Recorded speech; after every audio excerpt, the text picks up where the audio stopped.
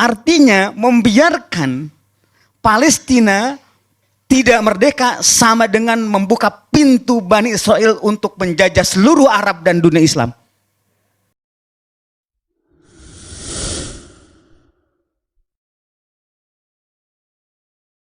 Segelintir orang yang suka menebak hal gaib tentang hari kiamat.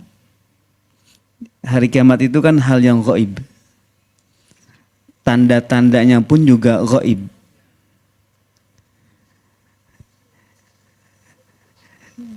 Sehingga ada kesimpulan yang disandarkan kepada literasi yang kurang, bahwa merdekanya Baitul Maqdis ini sesuatu yang mereka akan terus membiarkan Baitul Maqdis tidak merdeka, karena kalau merdeka akan kiamat. Hal ini karena kurang banyak literasi di dalam memahami hadis. Dan juga disebabkan terlalu pede menebak dan mentakwilkan hal gaib yang dirahasiakan waktunya oleh Allah.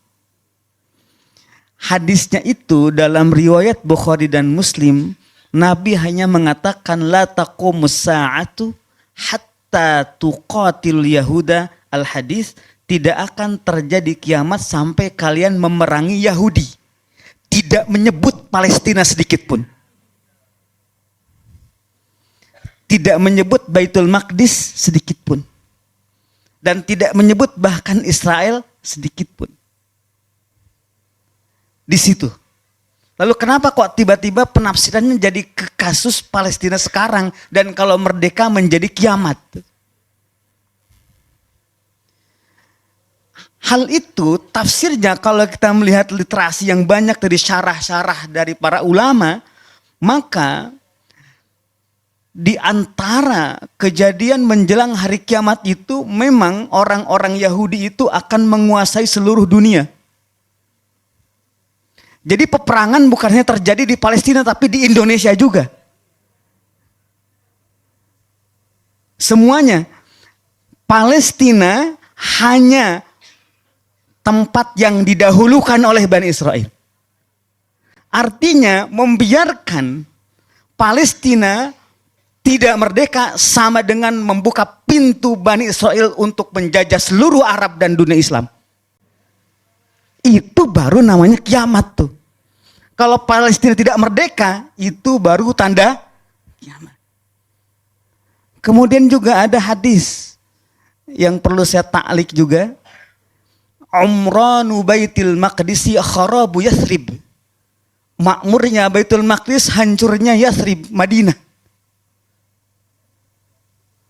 Jadi siklusnya itu katanya ketika Baitul Maqdis dimerdekakan, bebas, maka giliran hancurnya kota Madinah. Hadisnya benar, hadis riwayat Abu Daud. Tapi coba lihat literasi lagi, syarah-syarah yang dibuat oleh para ulama dari masa ke masa. Di antaranya adalah Aunul Ma'bud, syarahnya Sunan Abu Daud. Di situ disebutkan bahwa yang dimaksud makmurnya Baitul Maqdis yang menyebabkan Madinah hancur itu adalah makmurnya Baitul Maqdis oleh orang-orang kafir.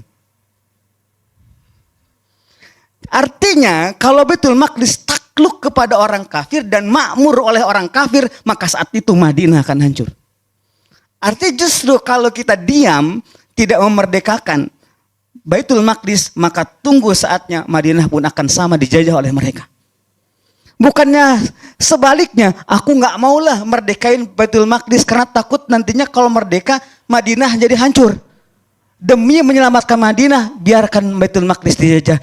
Itu kumaha eta.